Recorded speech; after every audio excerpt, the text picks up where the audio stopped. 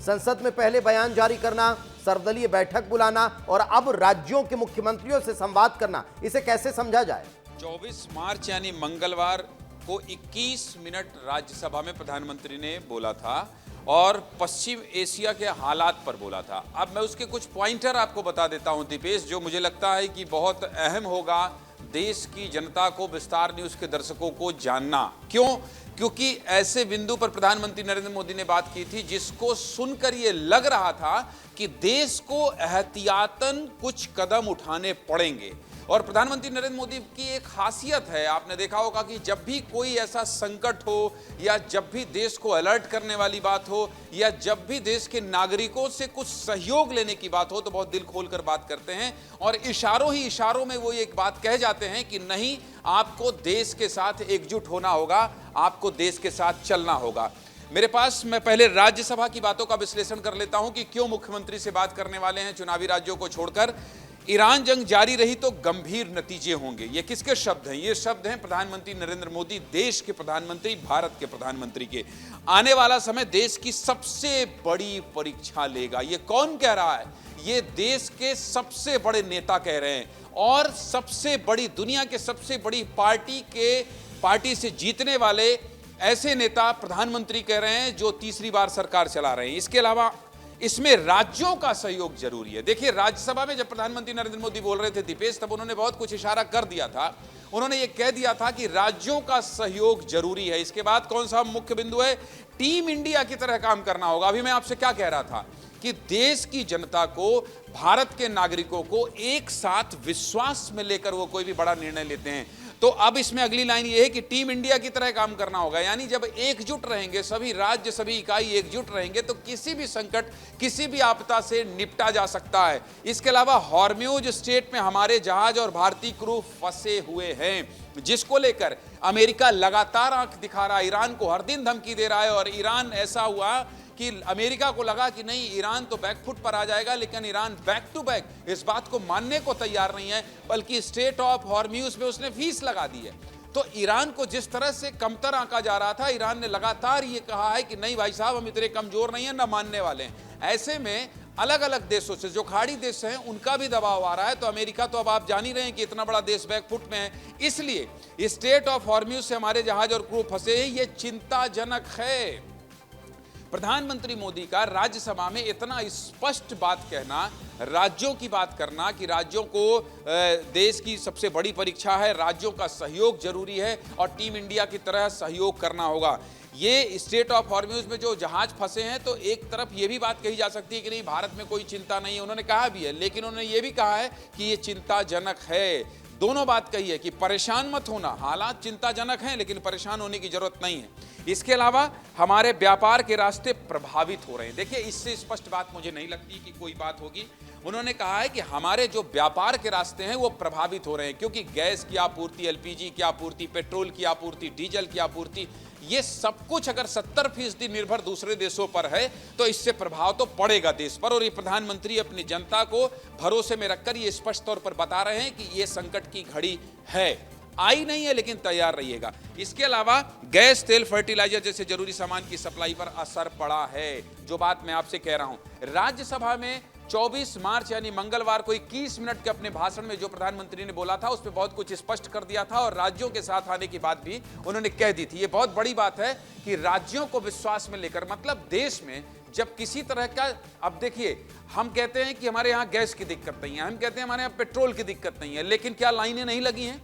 क्या अफवाहें नहीं फैल रही हैं? क्या घर के लोग, आज अनमोल तिवारी हमारे सहयोगी दिखा रहे थे, भोपाल में कैसी 1 किलोमीटर की लाइन है, क्या बच्चे, क्या बूढ़े, क्या जवान, क्या महिलाएं, सब खड़े हैं, धूप पे खड़े हैं। आप अभी जाइए, बाहर जाइए, चिलचिलाती धूप में 10 मिनट कोई खड़ा नहीं हो सकता है। जो मजबूर होगा, जो परेशान होगा, वही खड़ा होगा।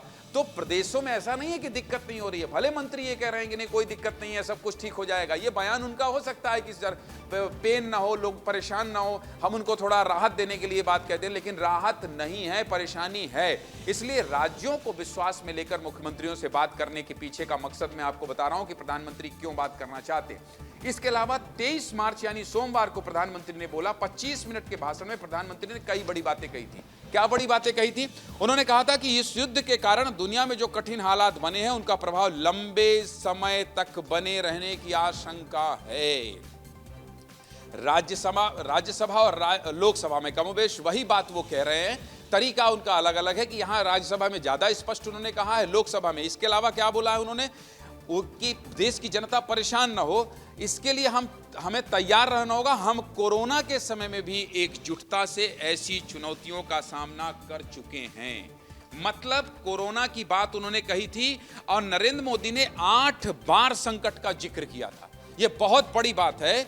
नरेंद्र मोदी ने 8 बार संकट का जिक्र किया था और देश के प्रधानमंत्री अगर 8 बार संकट का जिक्र कर रहे हैं तो आप समझिए कि हालात चिंताजनक है, थोड़ी परेशान करने वाला है। लेकिन चूंकि प्रधानमंत्री चिंतित हैं और चिंता करने के साथ साथ वो प्रदेश के मुखिया के साथ बैठक करके इन तमाम परेशानियों को दूर करना चाहते हैं, इसलिए वो ये बैठक कर रहे हैं। इसके अलावा 4 से ज्यादा बार चुनौती के बारे में बताया और कई बार इन हालातों को चिंताजनक बताया और आखिर में केवल एक ही बात कही कि हम सभी को एकजुट होने की जरूरत है।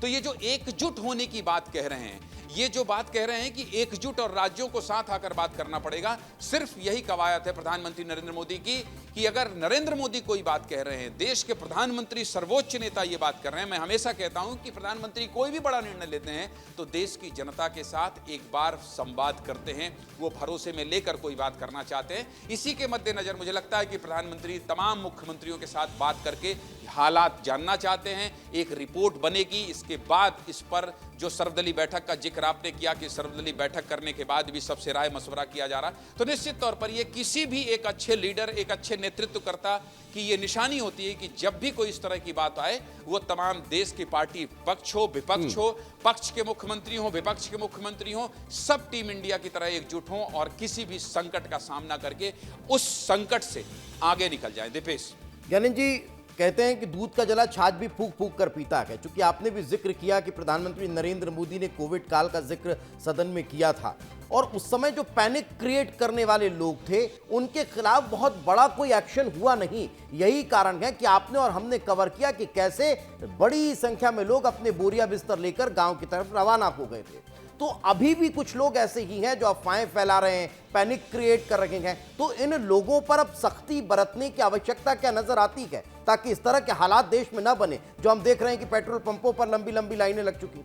बहुत अहम और जरूरी सवाल आपने पूछा है दीपेश, और मैं तो कहता हूं कि आप विस्तार न्यूज़ के सीनियर व्यक्ति हैं, आपको एक मुहिम छेड़ देनी चाहिए कि अफवाह फैलाने वालों सतर्क हो जाओ और लगातार अपने इस बुलेटिन में और शाम के सभी बुलेटिन में यह खबर चलाना चाहिए कि देश के माहौल को बिगाड़ने वाले लोग, देश के माहौल को खराब करने वाले लोग अगर इस तरह का काम कर रहे हैं। बहुत सही बात आपने याद दिलाई कि कोरोना के समय में भी संकट था, इसमें कोई शक नहीं है, लेकिन बहुत से ऐसे लोग थे जो आपदा में अवसर देख रहे थे और सियासी जो अपना एक सियासी चाल चरित्र चेहरा हो रहा होता है ना, उसका भी प्रदर्शन कर रहे थे।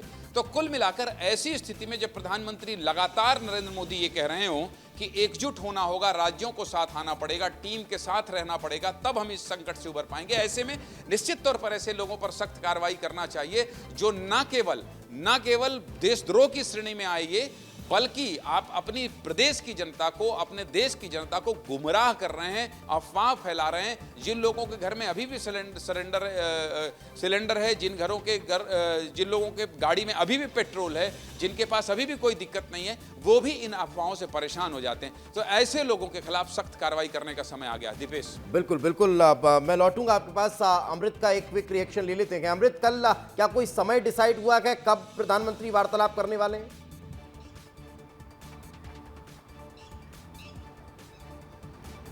देखिए, अभी स्पेसिफिक टाइम नहीं, लेकिन शाम के समय यह बैठक होगी और अंदाजा लगाया जा रहा है कि 5 बजे शाम के करीब यह बैठक हो सकती है। ऑनलाइन के माध्यम से बैठक होगी जिसमें चुनाव के जो राज्य हैं उनको छोड़ करके सारे मुख्यमंत्री शामिल हो रहे हैं। और जैसा कि जो अभी हम बात कर रहे थे, वो मुद्दे जो साफ तौर पे स्टेट के अधीन आते हैं उनको लेकर के बातचीत होगी। और दूसरा, जो केंद्र सरकार की तरफ से जो भी यहाँ पे सप्लाई होती है, तो सप्लाई चेन जो है राज्यों में किस तरह से बेहतर किया जाए और साथ ही साथ जो कालाबाजारी उस पर रोक कैसे लगाई जाए, जी, इन जी। महत्वपूर्ण बिंदु पे जो है बातचीत होगी। न सिर्फ बातचीत होगी बल्कि यहाँ पे एक लाइन ड्रॉ की जाएगी कि किस तरह से इसको बिल्कुल, और अमल में लाया जाए। सर्वसम्मति से तो एक ये फैसला लिया जाएगा कि भाई राज्यों के मुख्यमंत्रियों की, राज्यों के सीएस की क्या रिस्पॉन्सिबिलिटी होनी चाहिए, किस तरह से अब इन परिस्थितियों को हैंडल किया जाना चाहिए। उन तमाम विषयों पर मंथन जो है वो उस वीडियो कॉन्फ्रेंसिंग के दौरान होता हुआ नजर आने वाला है।